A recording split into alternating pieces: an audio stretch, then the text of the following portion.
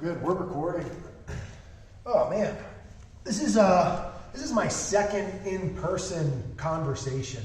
Well, they've been through Zoom. Zoom. That's not as personal though. Nah, this is a little better. This is better. I'm here with Greg Nigrin. I said Yep. it right. I said it You got right. it. That's a tough one. It is tough. There's that. Do people get a? You know what's that one? N-Y-U-G-E-N. That's pronounced really weird. You know what I'm talking about? Yeah. I don't, that's like new. Yeah. So yours is a little bit more straightforward. But Greg N. So this is fun being on the bolsters. Yeah. I feel like I'm in Yin. Yeah. Well, let's. I want to give shout out to Yoga Centric. Yeah, that's where we're at. Where I just got done teaching class, so we just decided to take a couple minutes here, do a little podcast since I was already here and Mike was in the neighborhood. So. Yep. Shout out to Yoga Centric. Yeah, let me make sure this is. I think I am rocking and rolling. We are rocking and rolling. Perfect. I might check every 30 minutes just to make sure it's still recording because this is my first time doing it this way. And you know what? Whatever the sound is, it is. I think it'll be just fine. I can't wait. When I started a podcast, you were one of the first people I thought of because you're a good speaker. You got a lot of wisdom to you, and I gravitated towards you right away with the whole Yin thing. I'll tell you the backstory of how, I don't know if I ever even told you exactly what led me to you. My buddy Pete, who was just on the podcast. Oh, yeah. He knows I'm into the psychedelic stuff and all the plant medicines. Sounds better when you say plant medicine. A little more accepting. Yeah, we beep out psychedelic. So he's like, dude, there's a guy, because I started doing yoga with Pete, and he knew I was doing my own practice, and he knew I was really into the concepts of yoga, the idea of balancing the self, the physical and mind connection. I could go on list things forever, but you get the idea. I knew these ideas I was toying with. I'd been a strength coach my whole life. I do martial arts. I had learned some about Tai Chi, all these overlapping things. And I just started realizing that yoga kind of encapsulates everything. Mm-hmm. It's like kind of what we're always doing, right? And I was talking to Pete. He goes, you need to meet this guy, Greg. You. And he goes, dude, he talks about he's been on ayahuasca ceremonies. And I looked at you on Facebook, I think, and I saw you had this long post about, the healing powers of all that kind of stuff. And Pete also said that Yin Yoga was what he thought was probably the most obviously transformative. Mm-hmm. Yep. So it got me interested in Yin. Well, fast forward, I was talking to a girl who taught here. We were like really dating, but we were hanging out, and I started coming here. I had already been here because I had an ex-girlfriend that goes here, but then we got to get on all that. So next thing you know, I'm taking class here, and I'm like, oh my God, that's that guy, Greg. And I knew you were doing something else somewhere else. Now you're just at Yoga Centric. Right. And this was all pre-COVID. I knew you were somewhere in where it doesn't matter now. But I was like, that's perfect. And I had asked the girl I was talking to, asked her friend. I met Alexis hanging out with you. And next thing you know, everyone's like, yeah, you got to take this guy's class. And I had already been following you on Instagram. We already kind of knew each other through that way. Come in. I take a Yin class. It was in this very room. It was a Thursday night. Yeah. It was a Thursday night. We had a conversation, hit it off right away. I loved class. And from the beginning, I knew that Yin was something I wanted to settle into. I think we should start with talking about Yin. Well, I want to thank you for making me feel like a superhero. Like, I feel like a superhero right now. Dude. The way you just described everything, it's cool. It's good. awesome. It's a good balance because I'm an overthinker. And you put... Me as well. But you have come to be able to put things pretty simply when it comes to a lot of the yoga Simple stuff. is the only way. Way. Yeah. Simple. That doesn't mean that my mind doesn't go, but simple is the only way through life. Anything else complicated, we're making that up. Yeah. Yeah, no, it takes a lot of complication to get to the simplicity or like to stand firmly on it, but you've thought a lot about it. Society is complicated. Mm-hmm. Everything in society is made to be complicated. I don't believe it's by accident. I think it's made to be complicated. But we need to get back to being simple things, simple food, simple relationships, simple societies. That's what we need. But, simple relationships. Well, I'm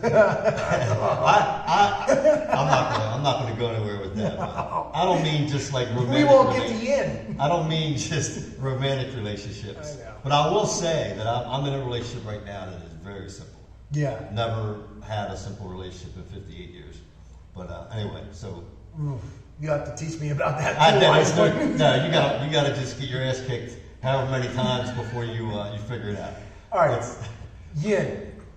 Let's just say somebody who knows yoga, it actually might be a little bit more like what somebody who's never done yoga thinks about it. Although a lot of popular yoga is like, and I take all styles of yoga. I'm here every class I can take. I love it all. Mm-hmm. But some people refer to it as like power yoga, non-yin, right? So like heated, power. Yang being active and forceful, right? Using your muscles. Yin meaning take your muscles out of the equation. Rest deep into the connective tissues. Yeah. So, which where in the connective tissues is where we hold a lot of our unprocessed traumas and letdowns and hurts, and it's all our body records everything. Our body knows everything. What our mind forgets, our body remembers. So it's all stored in our bodies. So in the tissues of our body. So in a yin, it's a slow, deep release. You might have some emotional release as you get deep into the connective tissues, but it's also physically, it's a very stretching, very liberating practice, and you can't get it wrong. So if you come for the emotional release, you're going to get the physical. If you come for the physical, you're going to get the emotional. It's just so you can't get it wrong. You just do it. Everybody does their own thing. It's just a deep, long holds that allow you to turn inside.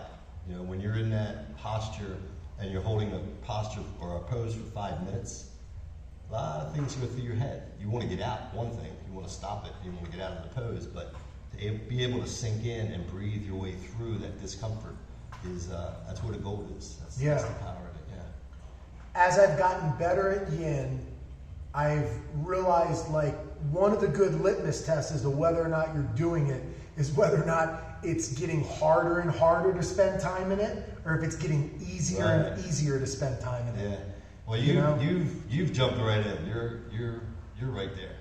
When I started, it was hard. Yeah. I couldn't stop moving. It was like, how do you just not God? It's insane. There's so much tension. Once you understand it and you get into a posture, you can basically just automatically release and get there. Yeah. You can just soften your body and get there. Where, if you're not familiar with it, it does take some time. Because think about it, in life, when are we ever able to or allowed to settle down and to relax? That's like non-productive. That's not the way our society has groomed us to be. So, when you're taking a practice that pushes for you to relax, I don't know how to do that, right?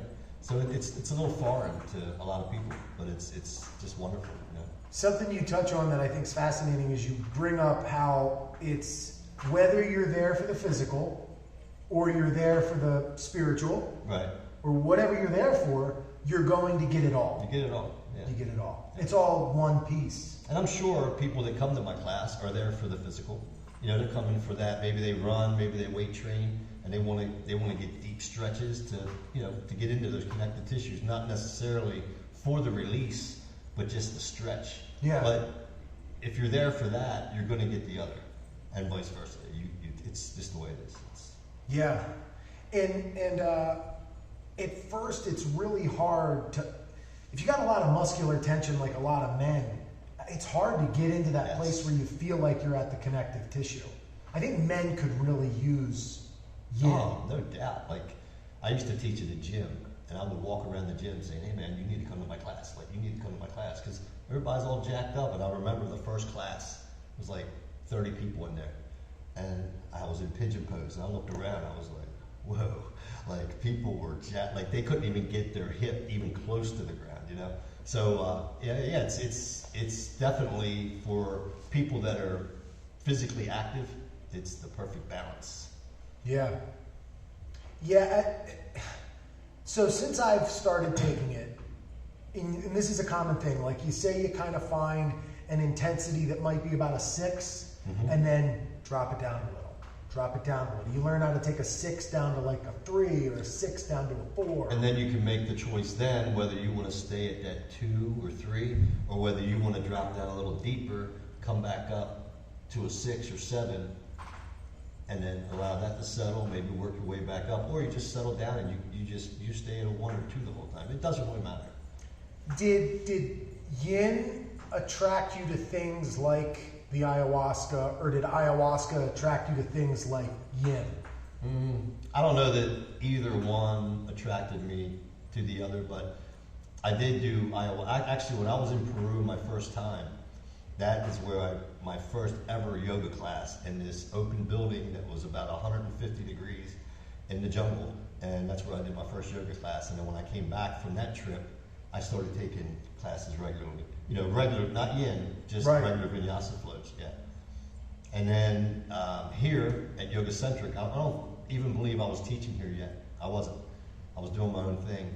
I took a workshop, a Yin workshop, and I said, this is it. This is what we all should be doing right here. You know, not only for the physical release, but also the mental release. You know, it's connected. I think for me, and this is just me talking experiential, I don't know the science behind it, but I do think that whatever you're holding on to physically is connected to something mental. Yeah, no doubt. You know, 100%. when you're stressed in a situation, you immediately tense up, right? Even a poker player can't hold back their emotions of having a hand or bluffing, right? Well, imagine that time you're talking about where you tense up. Your body remembers that. That's where it's recorded. That's where it's in and it's not going away. So that's where, like, if you have something very traumatic, you know, loss of someone's close to you, or a divorce, or whatever that is, or maybe you were a child and you didn't get the attention from your parents that a child needs. You know, you don't know how to process that at 3 years old, but you record, everything's recorded, and that's where that all comes from, I believe.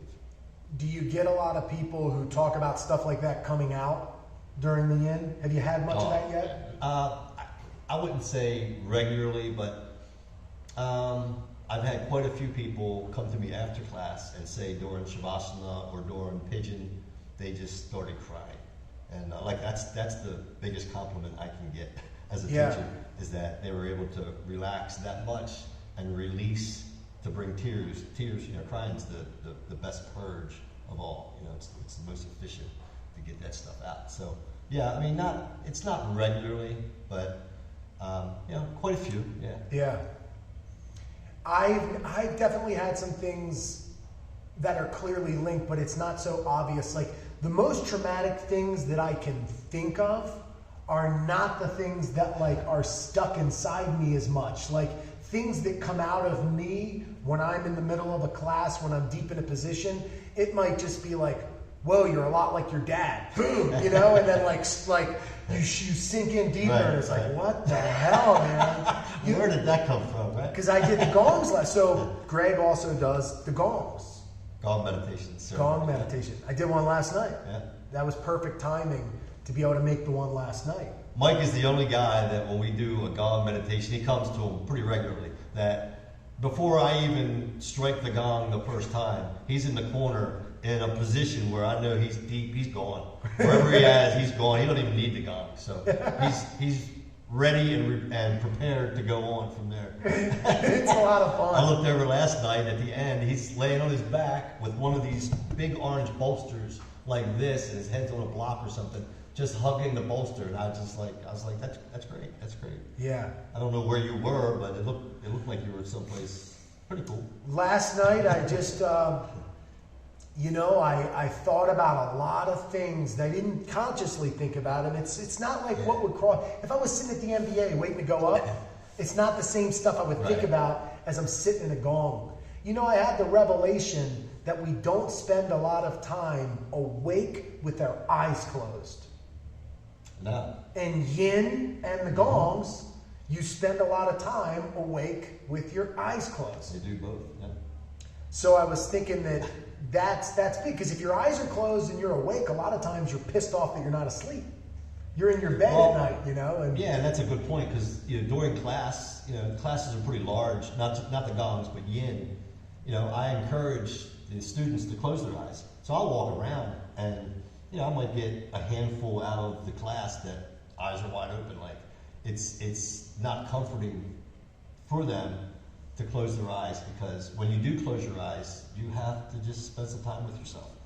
And a lot of times that's not the easiest thing. And that's not a judgment. Everybody's at their own place on their own little journey. But in yin and the gongs, you're spending that time with yourself on your mat, and that's it. It's just you, your mind. That's it. So you have to, whatever comes up, you just have to get through it. Yeah. I did a podcast just with my buddy Pete about yoga, and we didn't really talk much about classroom setting. I did watch that. The idea of like somebody that can lead you through. It was more like kind of like personal practice and the stuff like kind of outside of the classroom. We didn't spend much time talking about how important it is for the average person maybe to have somebody that's gone through that experience or has taken it, who understands it, because a lot of these people don't do yoga outside of here.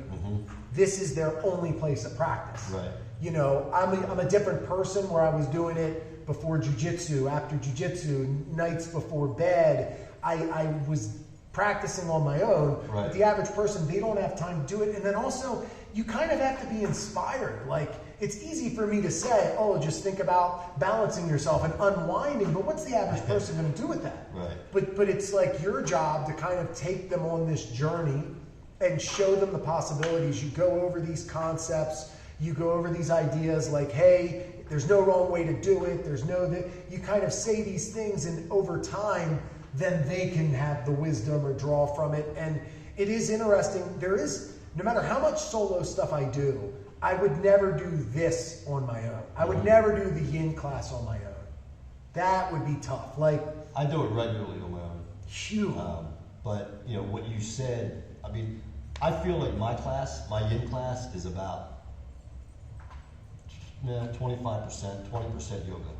Yeah. The rest is just connection to people and allowing them, giving them a space to feel safe to practice. Because if you have people coming in to do a practice that there's maybe possibility of an emotional release, they would have to feel safe first before that would even happen. Right. So I call like my gong, I call it a gong ceremony.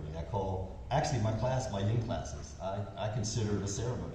We start in the beginning, we all go through a journey, individually and collectively, and at the end, we come out of the journey. So it's a journey, and nobody knows where you're going. It just takes you wherever. That's a good point, man. There's something about the personal connection, because sometimes you start off and you're taking an instructor's class and you don't know them. So I'm a critical person. So my first time taking somebody's class, I might not have connected to them on a personal level yet. So it's hard for me to get past certain things that maybe, because I'm that person. Right. When I was in school, I was judging the teachers. I was like, I would say it this way. I would have done it this way. From as young as I can remember, I could see through teachers. I don't know, dude. It's annoying. Nobody likes that. No. Nobody likes to hear that. But you're right on. I think most people are like that. Yeah. So, but then I realize if I connect with somebody, I don't care if it's their first day guiding me through a yoga practice, the fact that we're all here together connecting and we have a respect and some sort of thing, it doesn't matter if you forget left and right. No, right. It doesn't matter if it's the cue that I would choose or whatever. And then, most yoga instructors do a good job of saying, do what feels right, don't do things that feel... There's a lot of safety parameters so you don't get accidentally cued into hurting yourself. Right. If somebody tells you an option, you still know to not do things that feel like extreme pain. Right. And exactly.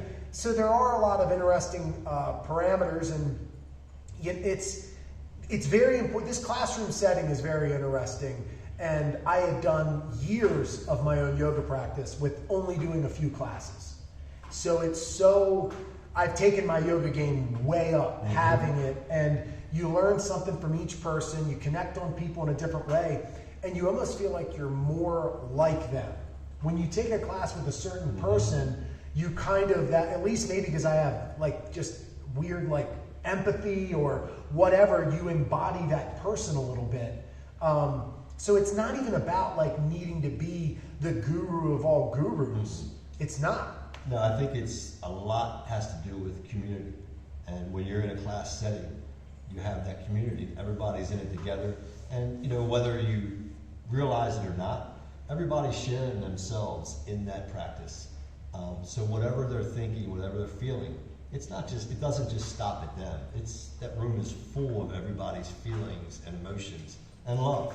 Yeah. Right? So when we get to the end, it's like the plane's landing. Landing gears down, we're landing, and everybody's like, man, that was nice. And honestly, it's much like an ayahuasca ceremony. Same thing. Yes. You know, it's you go up and down. You find your ups and downs throughout the journey, and then when it's over, you're like, yeah. How did I make it through that? You know. So ayahuasca, and we'll probably touch more on yin and stuff. But I want while you mention it, let's. It's interesting for me because I am probably as experienced as you will ever meet somebody when it comes to DMT, the active ingredient or the active thing in ayahuasca. Which I have no experience with just DMT. But I've never done ayahuasca. Right. I've never done the traditional brew, and it's kind of like, you know, you can smoke pot, you can eat an edible. Yeah. You can. It's the same thing. It is different. The immediate peak might not be as extreme depending on whatever, but the ayahuasca, a lot of people say, is like such an individual, just such a journey. It is a journey, yes. It's probably way more tremendous than the average, say, like mushroom journey or something. Yeah, it's the top of the mountain. It's the top of the mountain. Yeah. I describe it like you have this iceberg of plant medicines, and at the way peak, people who've taken weed far enough probably realize that there is something almost supernatural or heightened or mystical about pot. The places it can open your mind to, the creativity that can come from it. It feels outside of yourself, right? Then you have like the chunk, which is like the LSD and the mushroom people and maybe like the cactuses and all that. But at the base, like what it really is to me, like what all that stuff kind of hints at. It's pointing. They're pointing down the iceberg. That's what I would imagine the ayahuasca, the DMT. And before I ask you kind of what it's like to go on the ayahuasca thing, for people who don't know, I mean, I believe that DMT is our lifeline. It is in us. It's in us, yeah. And we produce it. We know what to do with it. And it regulates levels of consciousness, and this is this level of DMT. And there are other levels of DMT. Right. And you may not know this, but mushrooms actually convert into a form of DMT in the bloodstream. No, I didn't know that. Yeah. I mean, it's difficult because your body's like, I don't know what this is. This is hard to digest, like typical mushrooms. And it's like, it's not the same thing. But if you eat enough of them, it'll scratch the surface of the ayahuasca. So you went to Peru. Yes. Peru is the mecca of ayahuasca. Quite a few times, yeah. Yeah. That is like the motherland of ayahuasca.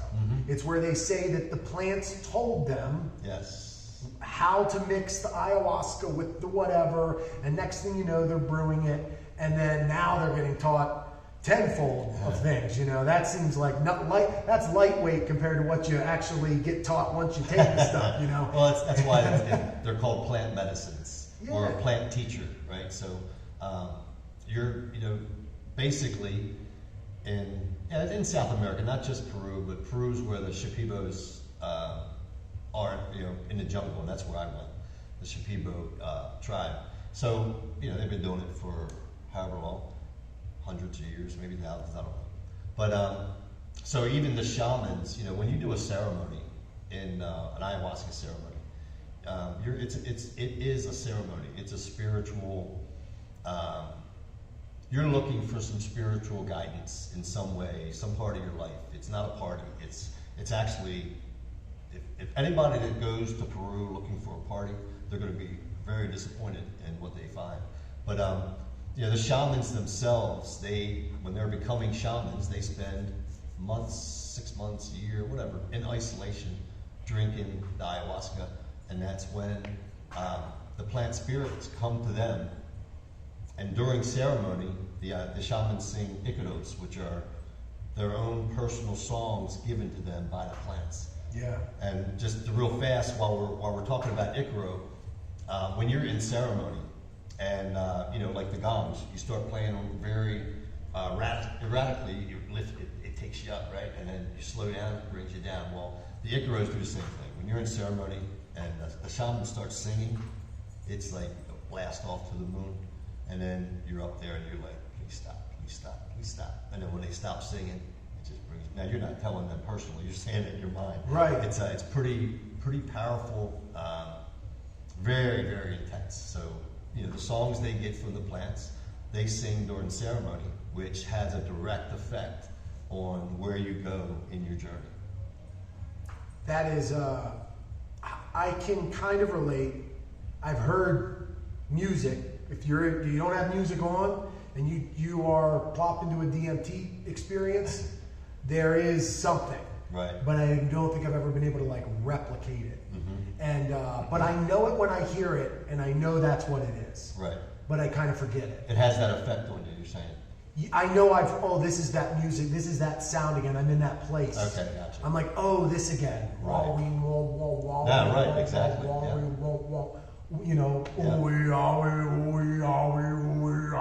This is why while you're doing DMT.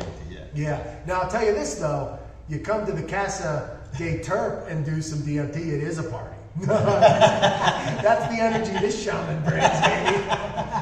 Not a bad thing. Yeah, man.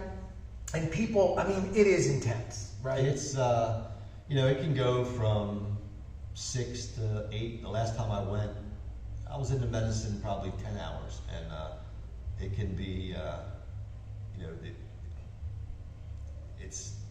it's a long road. When you drink, when you go up to the shaman to receive your ayahuasca in the Maloka. Maloka is a round building, ceremonial building where you drink, where you do the ceremony. When you go up and drink and you go back to your mattress and you sit on your mattress waiting for the ayahuasca to start taking effect. It's like, maybe a half hour, but that half hour is the longest half hour of your life because you are petrified. Yeah. Because you don't know where you're going to go, where it's going to take you, and how you're going to get there. So, most of I've sat for 18 ceremonies. I'd say 12 of those 18 were extremely heavy, dark, painful, yucky, just sticky.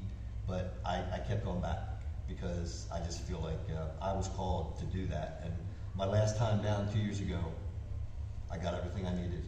Everything led up to that trip down there. I did 2 ceremonies, and I was shown my heart after all the armor was ripped off in my mind during ceremony. I was shown it was just a little green light, and the message I got was that if you don't use that, it's going to go out. So that's why I went. Every time I would go, before you have a ceremony, you kind of tell the shaman your intention. Mine never changed. It was always self-love, always, every time, always. And so that's what I got at the end. I was showing my heart. Well, can't get no better than that, right? Yeah. Wow. Yeah. That I'm going to double check on this. I want to ask you questions about specifics about the journey. Sure. We are good. We're still recording. I'm going to bring this a little closer. We are 28 minutes in. I'm bringing it closer just in case it sounds a little better, but I think we're good. So like a lot of people immediately are going to ask, and it's so much more than that, but like visually, did you get a lot of like, did you see typical things like snakes or eyes or? That depends on the person. I didn't have a whole lot of visual. Yeah. Mine was probably 85% emotion.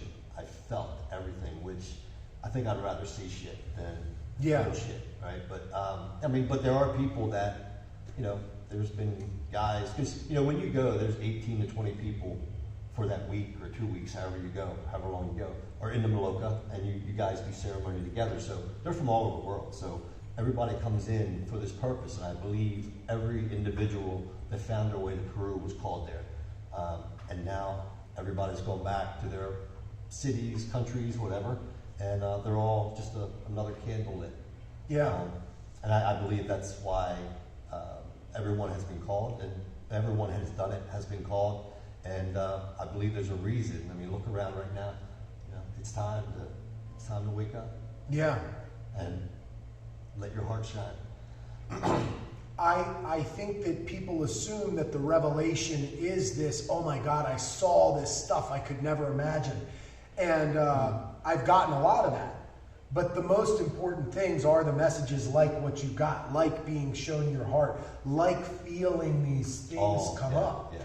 That is what you can take, and really Never it's forget it. tangible. Right. It's tangible. Seeing something's cool. I can say I saw shapes like I've never seen before. I can say I saw beings, aliens, but what is that really? Right. But it's the lessons and the feelings and the relationship with yourself. And I believe I've been told multiple times, like, hey, remember, set an intention. Let me know what you want. What do you want out of this? You just want to see crazy things? Well, you know? I'm kind of like when being like, so I trust the medicine, I trust the universe. So my intention was always, show me what I need to see. Yeah. That's it. That could be an intention. That is my intention, Yeah. right? Like nothing specific, and everyone has been self-love, and you know better than me. Show me what I need to know. Yeah. That's it's cool that you came in with, this is my goal, and then boom, you got that out of it. And now for the rest of your life, people don't understand what that's like. Right. It's like you have been put on a damn mission. And I'm not saying, that was in 2015, my first ceremony, my first time down. Now I'm going to say that just cracked the door. Like, you don't go to Peru and do ayahuasca and you come out and you're like, oh man, I'm God. No, now I've experienced what I feel God is when I was in Peru, into medicine. But the last 7 years of my life have been the most emotional, tumultuous years. It's been a time of release. So that's what it opened up. It's not like I walk around with, on cloud 9 with, hey, I love you. No, it's more like you spend a lot of time by yourself, and you spend a lot of time. Screw you, jerk. Right. Yeah. Well, no, you gotta once in a while. Why not, right? But it's a lot of. It just opens you up, and my theory is you cannot hold love unless you first empty all the crap you have in you. Yeah. Whether it was put there through society, your parents, your brothers, sisters, whatever. We all hold that stuff that I talked about earlier in our bodies. So until you empty the vessel, you can't hold any love. So when I see people going around and spirituality and not afraid to say bad things because they might get punished. No, it's all bullshit. You have to clear, and sometimes clearing that might make you look like an angry person. Oh, there's no judgment there, but you have to empty the vessel before you can fill it back up.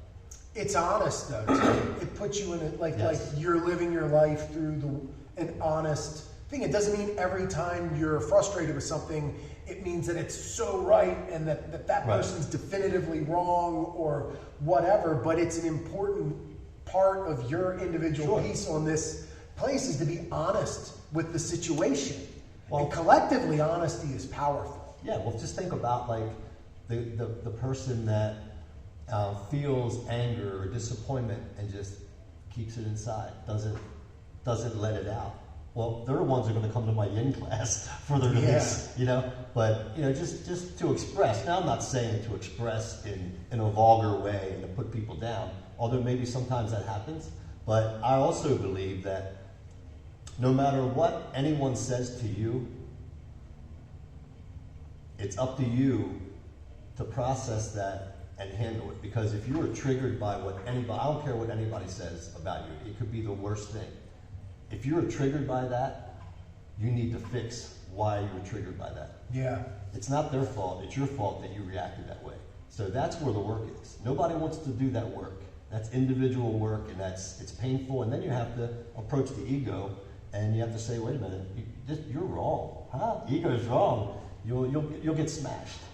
But that's what it takes. It's about just undressing and becoming naked. That's what I really think that yin and the gongs and the plant medicine. But you know what? And look, I sign my John Hancock to DMT. I tell people if there's one thing I trust in, it's what I am, and I am DMT. Right. I don't know any other way. I don't. It's what I literally think everything is. Good for you. I feel like I have amnesia in this state, and I've forgotten DMT, and that's what the hell I really Right. You need to be there all the time, right? Is that what you're saying? Well, I just kind of feel like that's the pure, like it's the. I already am on some level of it. This is DMT. But that's your norm. That's where. I just think that the idea of whatever that is, it is everything and anything, and it is so much more. And it could be like life, it could be the infinite, it could be God, it could be spirituality, it could be other dimensions. So I just kind of think that at the grandest scale, DMT is like yogis say breath is your lifeline. Right. I would say that I would put DMT on a level of whether or not you know it, you are operating on a level of it, and it is just like you are your level of testosterone and your level of neuroepinephrine and all these things. You are definitively your level of DMT. And if like a hypnotist might try to play off of your theta brainwaves or your this, but a shaman they can play off of your DMT. Right. And when you're in these deeper states of yin and the gongs, it's not that it takes you to the place you go when you smoke DMT, because I say all that to say that I think that is an impure. I think smoking DMT, despite the fact that I signed my name to it, I think that is an artificial taste of what is possible and what is real. It's not artificial in the sense that I think that the lessons are wrong or that it's not kind of real, but I think you need to find that stuff within yourself. And that yin, you're right on. Yeah. Yin brings a more personal, real side of it out. The gongs can bring a more real, what are you applying? That experience transcends being messed up on the drug. Right. And now, it has to be, we need to get to it being organic.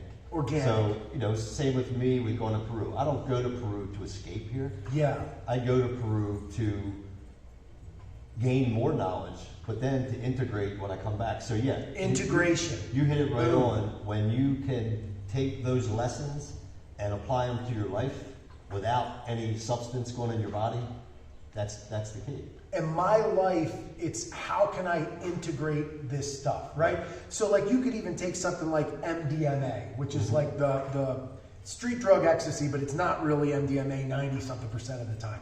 So I'm not saying go out and find an ecstasy dealer. But they give it clinically to people who, and what happens is this person who hasn't felt euphoric, they haven't felt positivity, they haven't opened up to where they can let things out of them that they've felt so negative, they can actually have positive associations, light associations, euphoric associations with trauma, with their history. And it all just kind of comes out, right?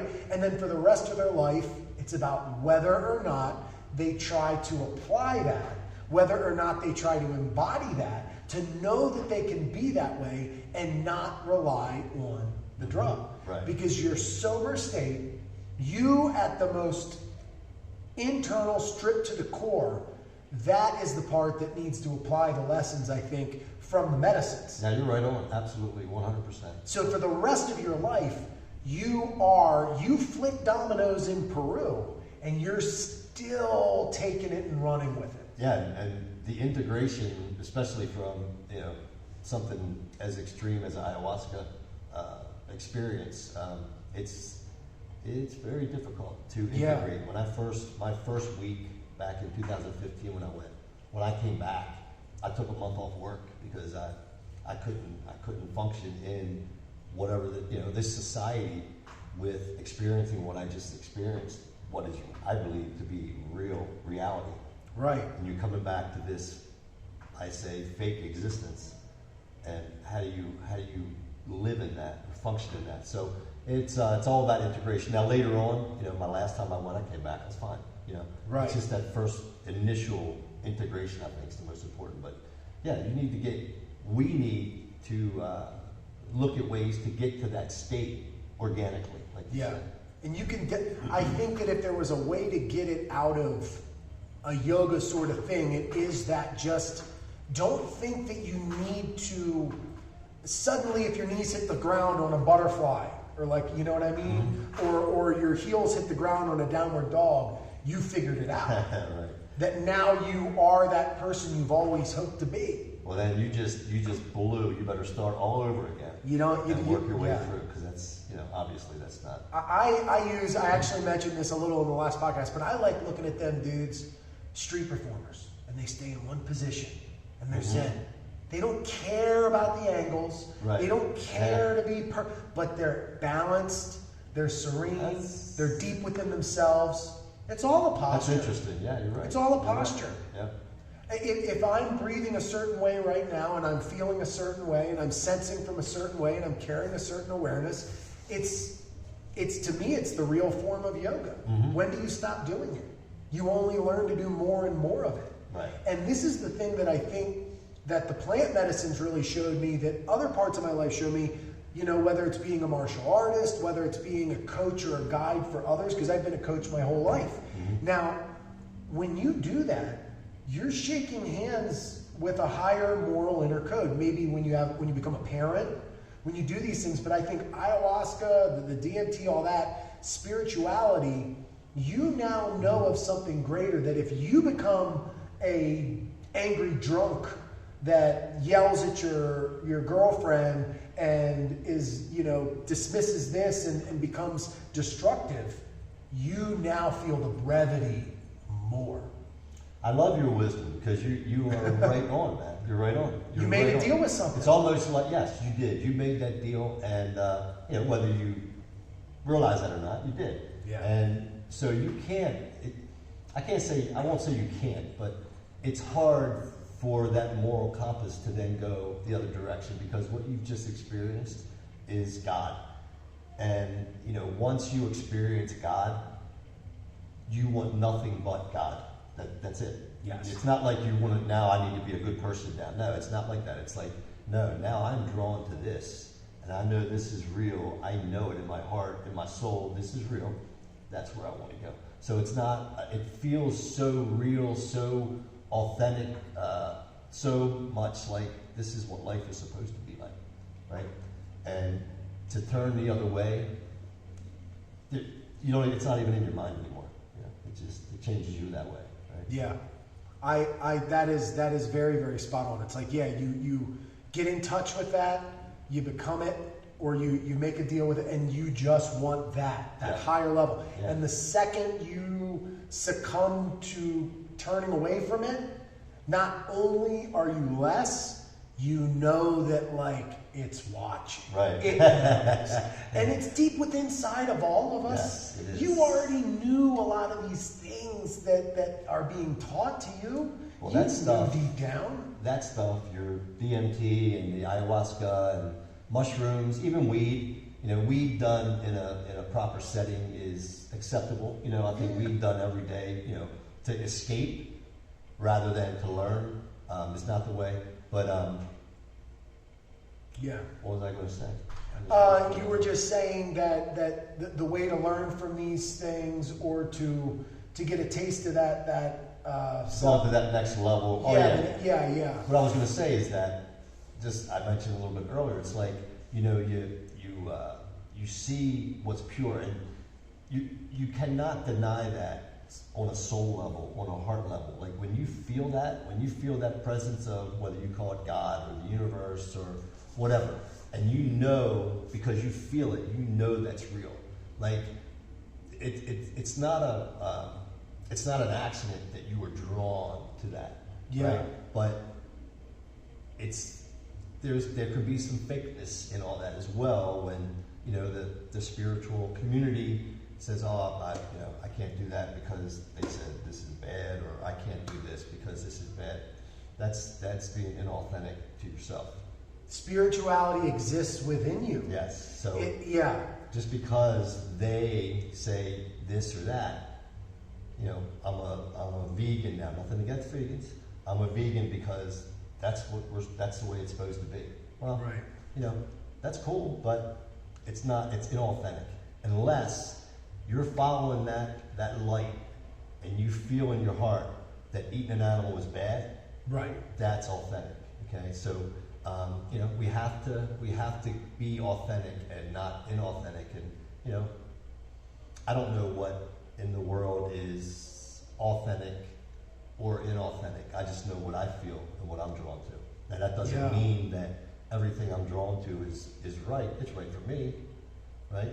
Yeah. And that's where you use your own discernment and you accept people for who and what they are. Who cares? I think that I would like to believe that I would like to believe that everybody deep down knows that their compulsions that are negative, and that they hurt and harm other people, and that they're destructive for others. Mm-hmm. And they know the difference between a positive effect, a negative effect, toxicity, and they know that there's this deep inside person that knows what's right. Mm-hmm. And I think that you could look at people who are damaged and want to do weird, sick, and twisted shit, but I do think that if they connected with their most inner spirit, that they would know better. I believe that, yeah. And they don't think that they should prey on others, weak people, you know, take advantage, do all that, that they just are an addict or whatever. There's not a healthy balance going on, and they don't have a healthy relationship with themselves. And I think about it kind of like we talk about this connection with spirituality and to your inner self and letting that be the guide. I don't think anybody really needs the plant medicines, although maybe somebody needs a little kick in the butt. Right. Something. But once you know that that's there, it makes me look at people who like say they're a Christian, but they're not Christ-like. Right. I could never be that way with this. Now that I believe in this, I am that. That's why I said I am DMT. It'd be like saying if I was a Christian, I am Christ-like. Yeah, right on. And you better believe it. If I'm a Christian, I am the everything. But you have to feel that. You have to know that on a soul level. You just can't join a church, become a Christian, and say, I'm Christ-like. No, you have to, it all shows in, you know, in how you act and how you live your life, you know. And that when you talk about the idea of just, love everybody, be accepting, you know, don't judge, don't do that. That's, sometimes that itself is a projection. Absolutely. And it's not coming from that state of within. I mean, there are people that just want, that is their role. You meet the sweetest people who just, there's no part of them that wants to be critical or judge or negative. That's not their role on this earth. Mm-hmm. But some people, I think, start projecting before they've learned or took that deep look within themselves. Well, and it's all a process too. Maybe you go through that. I could say at one point in my life, I was kind of like that. I read these books. They kind of told me this is what I'm supposed to do. I donated all the books because I don't read books anymore. I go on my own intuition. I don't want someone else's ideas. Now people might say, "Oh, you don't read books? Are you crazy?" No, I want to get my own. I want to write my own book, not physically, but my life. I want to write my own book. Yeah. And if we, you know, that's the only true way to authenticity, I believe. What if we all did that? Yeah. You know? Well, I've never read a book. Oh, well, good. You're in good company. I've read a lot. I'm reading the Yoga Sutras right now. Candace gave me the pocket edition, thank God, because I bought the big book. And then, hey, I'm not getting through the big book, let me tell you, bro. I just keep rereading that first sutra. Yeah. They keep hinting at it. They're like, hey, if you get really good at this one, you don't need the other one. So. Oh, that's the one you want to get, right? Yeah. No, but I'll read that one real closely. That's not putting down anybody that is reading the books or whatever. That's cool. That's cool. But you know, I guess I've gotten to a point in my life, and right or wrong, I don't even think that's a question. It is what it is. And I want to tap into myself and to God, and be guided from that knowing rather than figure. If you're reading a book, I don't care, you look back at the yogis that came from India to bring yoga to the West. They were all womanizers and rapers, and I mean, they weren't really good people. Why would I follow the guy who wrote this book about love and all this bullshit when they came over and just destroyed people? Now I'm not saying all. No, you're right. But at that time, that's what was going on. So if I'm reading a book, that's cool. Maybe I get some ideas. But I'm also reading whoever wrote that book. I'm reading their ideas. Right. What if I just wanted to find my own ideas? I don't know. I don't know if it's right or wrong, but it's just the way I roll. And when I was talking about you become more like the people and all that, like that's why I would much rather come take your class than Mr. Bikram. Right. This Sadhguru guy or whatever. Like, I mean, I'm sure he's got great points. He's knowledgeable, all this, but that's not my guy. Mm-hmm. And I don't care if my guy is considered the guru of all gurus. I want to be under people. It's like if I was on the battlefield, I am lining myself with people I would want to die for. Sure. Yeah. Not people who I think are good warriors. I would want to be under and next to and alongside the people that I believe in and want to be elevated by and solely respect them. I know that everyone has their issues, everyone's got their problems, their shortcomings, and you can learn from that as well. But ultimately, that's I really don't care about much else other than, man, I think you're a good fucking person. Like that's what means a lot to me. But how were you able to come to that knowing? You had to go through all the people you knew you didn't resonate with or connect with. So even those experiences that were not in your mind, authentic, they taught you what inauthenticity is. So now you know what authenticity is. So take somebody there's no wrong. Take somebody who doesn't have a good role model for a parent, mm-hmm. doesn't have teachers that they looked up to, doesn't have mentorship, they're not involved in the community, they're not at yoga, they're not at the martial arts gym, they're not doing that kind of stuff, they hate their boss, they hate their coworkers. They need somebody like you in their life. Mm-hmm. They need somebody that can kind of, and if it's not you, their version of that, right? They need that person that they just don't feel like could ever do wrong in their eyes by that, where they feel safe. Yeah. Right? They understand them, and because it's hard, because if you've never seen that pure mentorship, that pure respect, you lie for what, mm-hmm. you start to cover up sure. the shit. Everyone's got it in their family, all that. Everyone has issues. So Alexis is waving at the door. Yeah, hi Alex. A little late, but. And I actually, there was something else I wanted to say about the yin that's cool. I was saying about you close your eyes, and it's like the first time you spend time closing your eyes and exploring it. Mm-hmm. Yin, the gongs. And it can be scary. Psychedelics. If you're not used to it, yeah. You close your eyes and you accept it. Well, with psychedelics, even with your eyes open, they're closed. So. Yeah, I know. Exactly. Mine kind of like cross a little if they're open. Your eyes are crossed. Mine go like the slot machines. Yeah. That's a lot. So I was thinking about in modern time, this class is one of the only times, and what made this different than my own practice. If I'm in my house and I'm doing yoga and I wasn't doing a little DMT and I wasn't doing that, I'm in a position, but I'm flipping through my phone. I'm distracted. Right.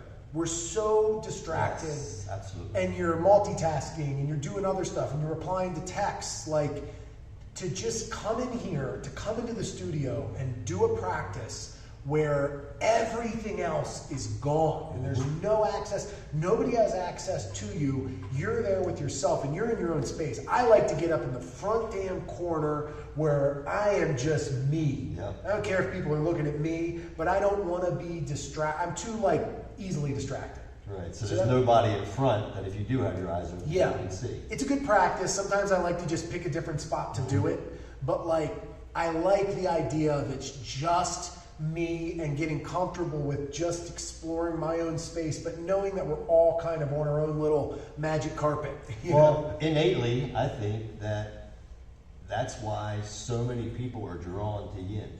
I don't think they know it.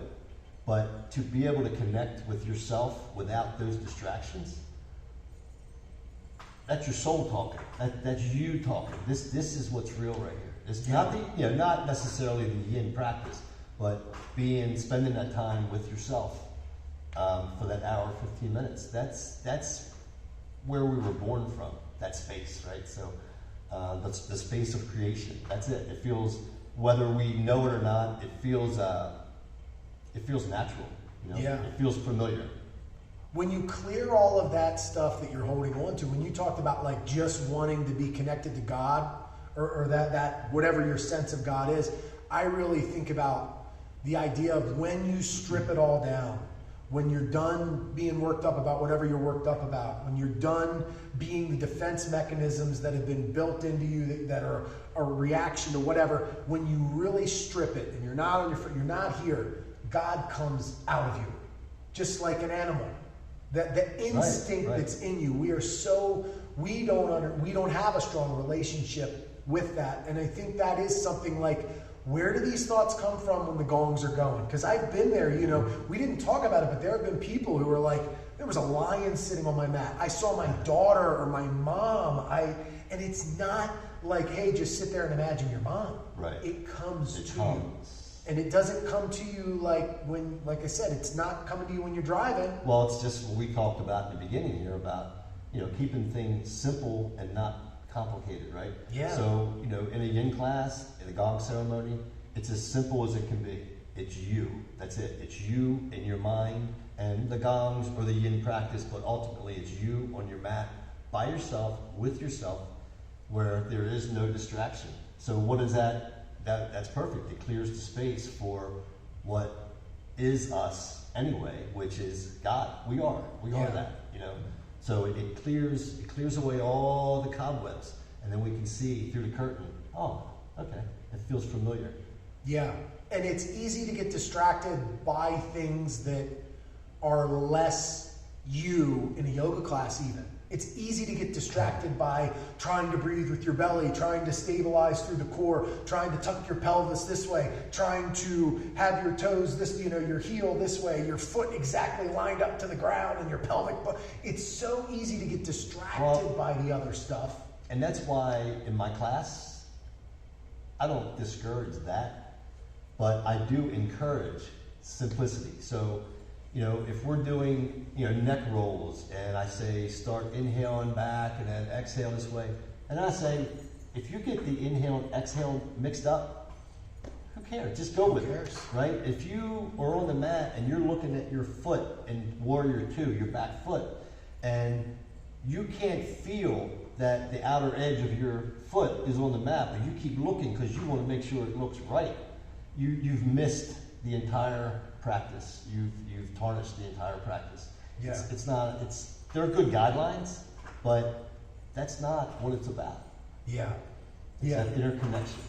And you know what? I think it's also important you realize the way you treat yourself.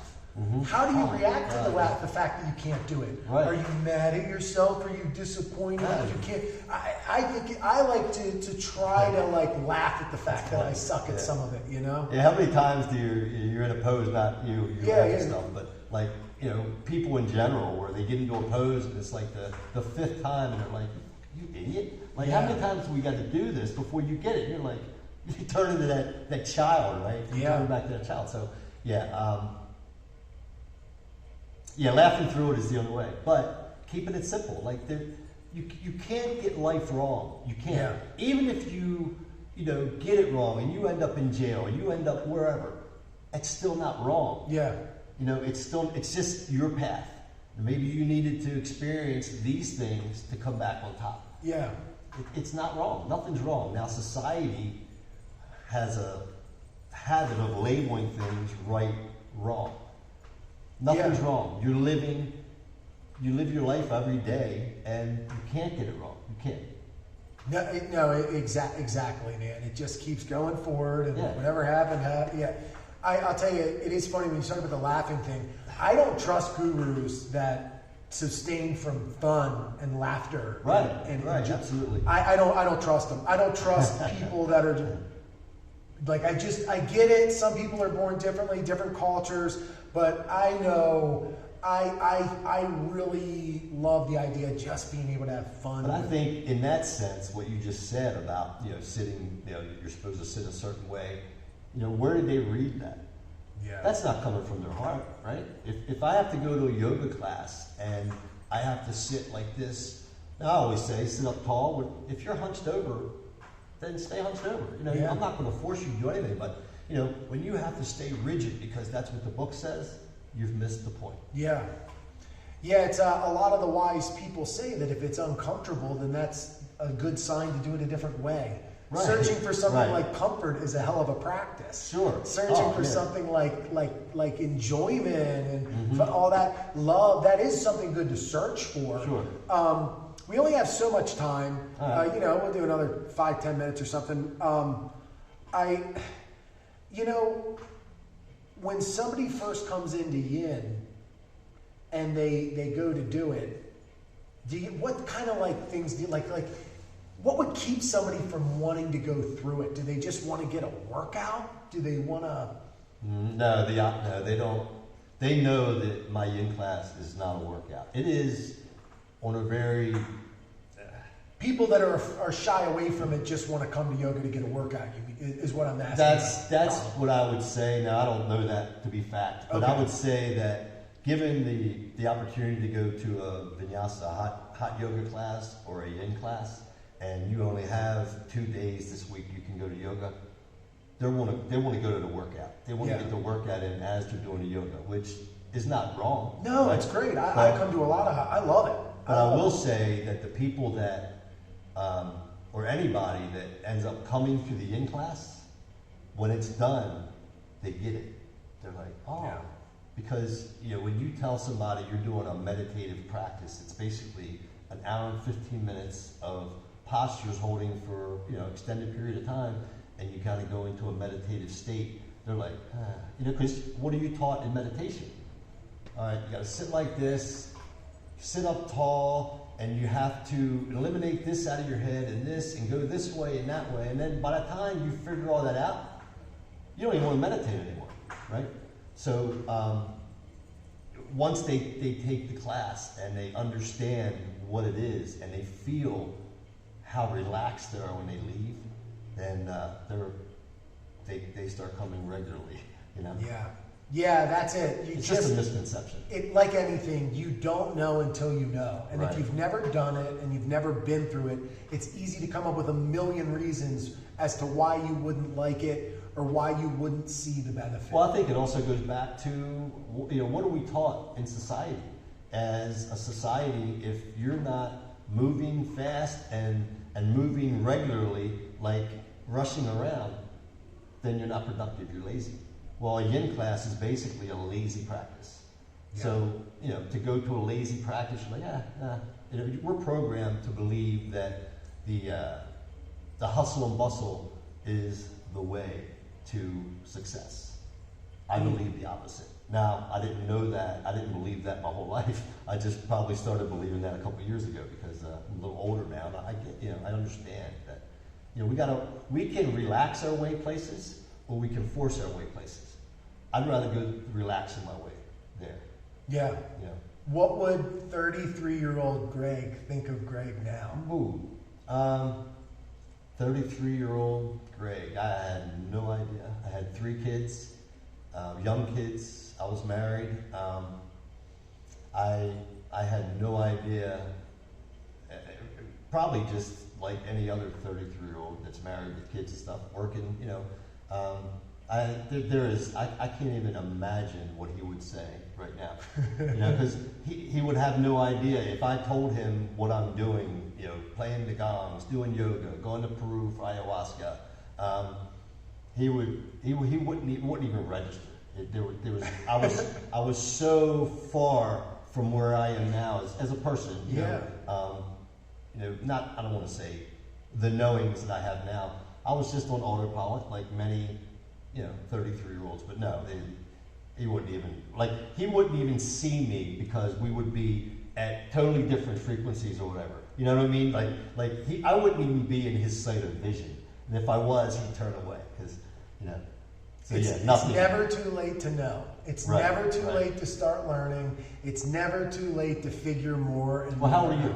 I'm 33. Yeah. See, that's you're like miles ahead of where I was. Now, that's not right or wrong for me. It's just that I had to go through all that stuff. To get where I'm at now. Well, kudos to you because you're on the way. There's still a lot of fixing to do. There's still a lot of things to curb, but I've been very fortunate to have the life that I've had and to go down the paths I've had, and I've gone down them aggressively. I've taken a lot of risks. I would never advise somebody I don't to have do the things. Hard time believing that. I would never advise. I don't think. I have been places where like my first thought was, well, nobody's ever been here before. And I don't know how I know it, but I know. I know, dude. I just know. And it's great for me. And I feel like as the leader of the types of things, like you talk about sometimes staying in frog pose for 30, 40 minutes, right?